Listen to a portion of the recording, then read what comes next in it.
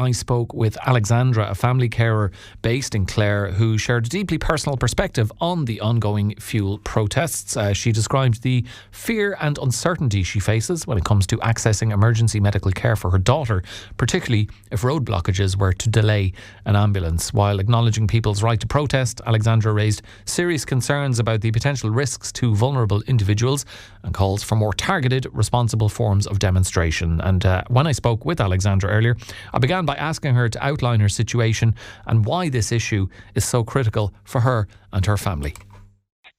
Well, at the moment I'm a family carer for my daughter, and she has epilepsy and she has tonic-clonic seizures. They're the ones where you lose consciousness and spasm on the floor, the sort of seizure someone would think of as a seizure.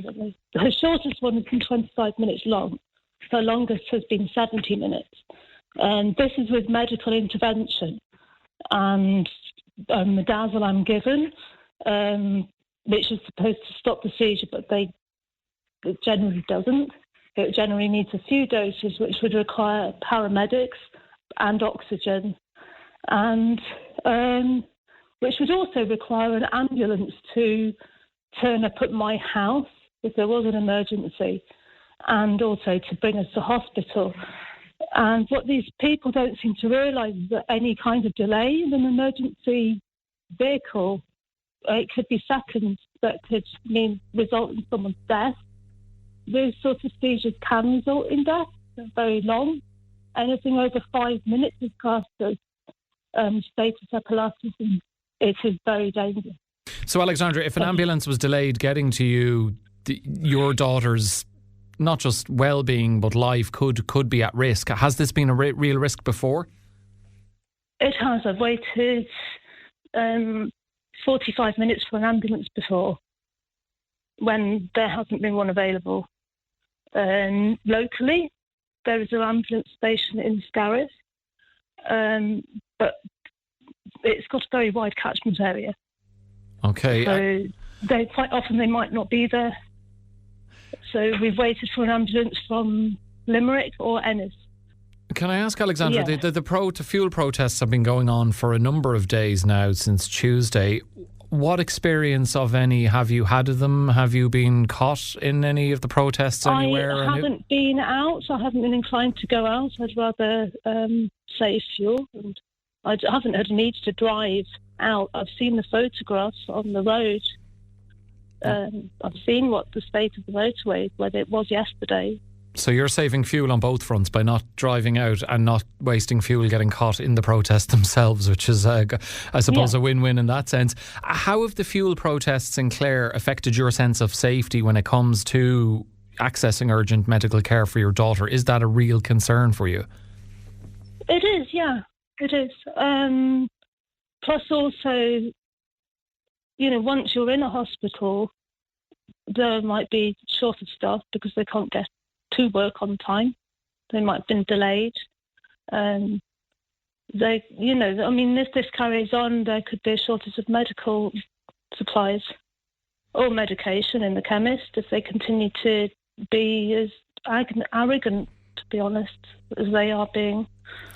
They would say they're not being arrogant. In fact, it's a line that was mentioned to us by protesters earlier in the week on the show, that they're doing this for all of us. For some of them, be they in construction or farmers, their livelihoods are at risk, and they're highlighting that all of us are suffering as a result of these fuel increases, and that it's not just them they're standing up for all of us. What would you say to that?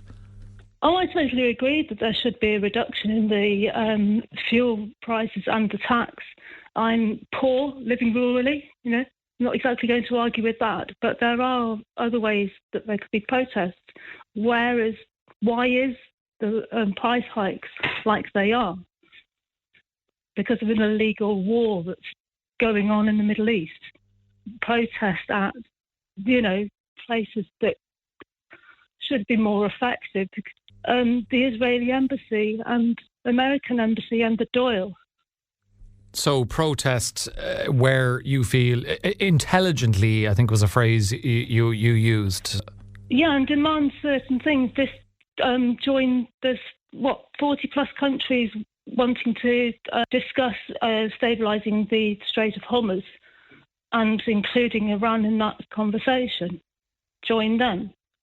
Stop, I don't know, stop allowing flights coming in from the US and fueling in Shannon would be probably quite good, because then you're not siding with the aggressor by being neutral. Being neutral doesn't mean siding with an aggressor and being complicit with it. So you're suggesting, so you're suggesting focusing on political targets rather than public roads. You feel that approach would be more effective? That's not the problem. That's not the real reason why the fuel prices are up. The real reason why the fuel prices are up is because of fuel shortages, because of that war. The protesters say they're doing it for all of us, but it is, they say that people are generally supportive of what they're doing, but we have heard of and have heard from people who have been caught in the protests, who have either been in fear of or have missed flights or missed medical appointments and so on.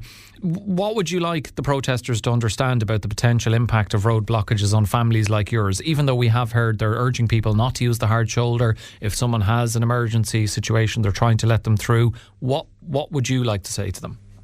Well, if there's roadworks on one lane of the motorway, there is massive delays on a motorway.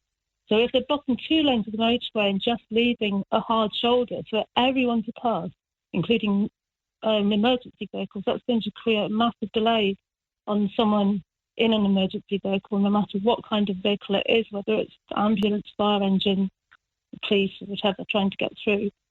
It's just, I don't feel like it's the way to go about it at all. I think it's been instigated by a certain crowd that you know all too well about.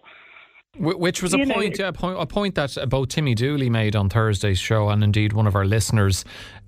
And they were at pains to stress it is a small minority, that most of the protesters, they genuinely feel aggrieved at the rising fuel prices, but they're concerned that there's a small element of anti-immigration element to it. There is. There's been comments seen, I can't remember where, comments seen saying we should, get rid of all the refugees and then we won't have to worry about the tax that we lose on fuel, and comments like that.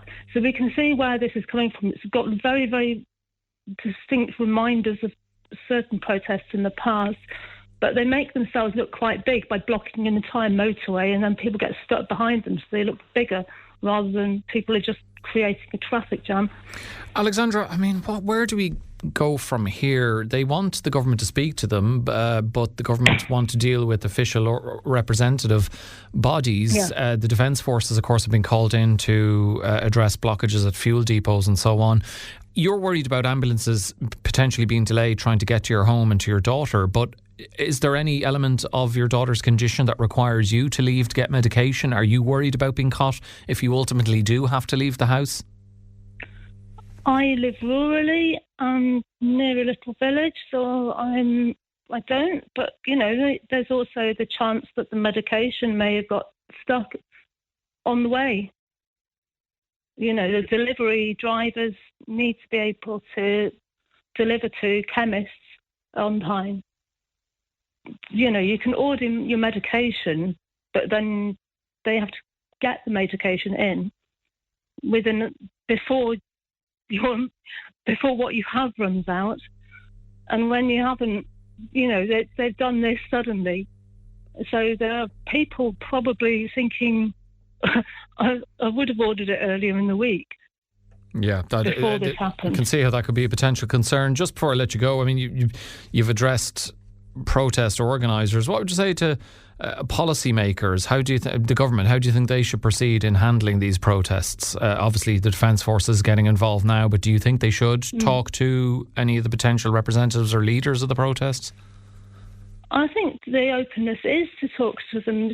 There's just a crowd of people saying that you haven't talked to us, and I don't think they've actually gone ahead and gone to try to talk to them originally, because they haven't actually got any kind of collaborative group going on.